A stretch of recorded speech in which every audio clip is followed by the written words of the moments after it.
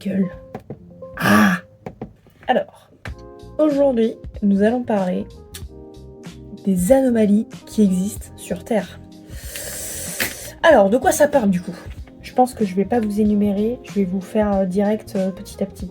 En premier lieu, on va parler de l'animal le plus étrange qui existe sur Terre, c'est-à-dire l'ornithorynque. Alors, l'ornithorynque, cet animal mi-castor, mi-canard, mi-reptile, et vous allez apprendre pourquoi.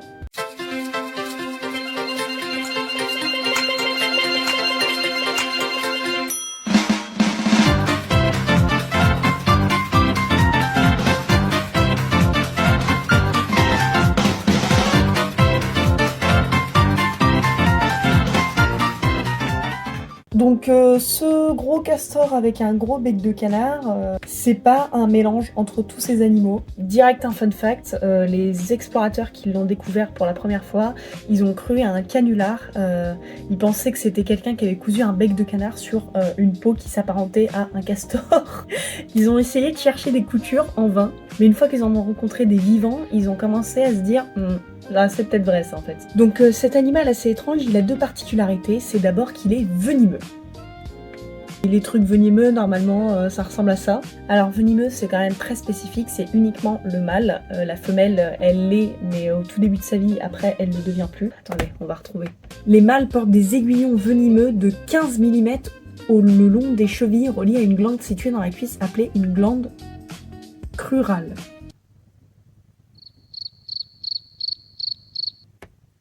C'est un venin quand même assez puissant, hein, c'est-à-dire qu'il peut te paralyser une jambe humaine facilement ou alors te tuer un chien.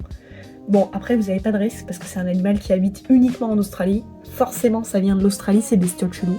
Et autre particularité très spécifique, c'est qu'il fait de l'électrolocalisation. Alors comment l'électrolocalisation ça fonctionne? Ils perçoivent le champ magnétique émis par les contractions musculaires des animaux et des autres crustacés pour pouvoir les capter avec son grand bec là. Il les capte, il fouille comme ça dans tous les sens là avec son grand bec de canard. Je fais très mal le canard. Il fouille comme ça dans le sol avec son grand bec de canard et il déterre tout le monde et enfin, c'est un truc de fou quand même.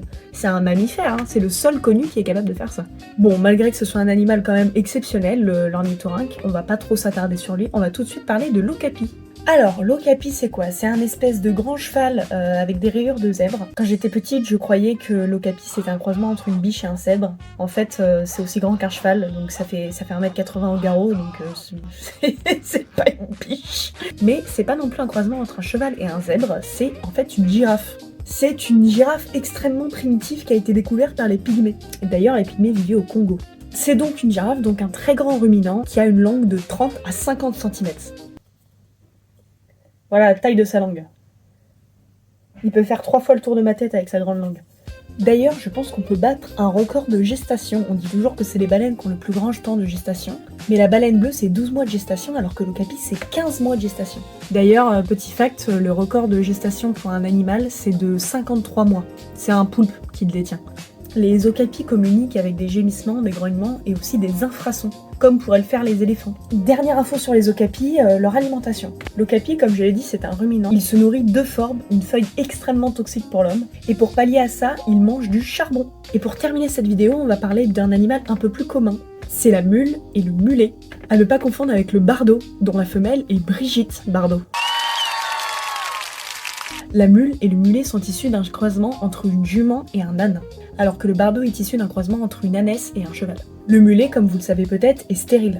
Mais il y a des cas recensés de naissance. Alors déjà, on va expliquer pourquoi ils sont stériles. Soit un point de vue micrographique, sur le karyotype de ces deux animaux, l'un a 64 chromosomes et l'un en a 62. La mule est le croisement parfait entre ces deux-là, et se retrouve donc avec 63 chromosomes, ce qui l'handicape beaucoup pour être fertile. Malgré tout, c'est un animal de notre région. Et oui, la mule du Poitou existe. La mule a beaucoup été utilisée dans l'armée pour les régiments qui étaient en montagne, parce que la mule et le mulet sont réputés pour leur robustesse. Ils ont un fort caractère, mais la mule possède la résistance et la force du cheval, tandis que l'âne lui a donné sa résistance aux maladies. Et c'est le clap de fin de cette vidéo. J'espère qu'elle vous aura plu, j'ai pas parlé de bestioles aujourd'hui, j'ai parlé d'animaux. J'espère que ça vous dépayse pas trop. Je vous souhaite toujours de me proposer dans les commentaires ou sur Instagram des animaux ou des insectes. Et je vous dis à bientôt.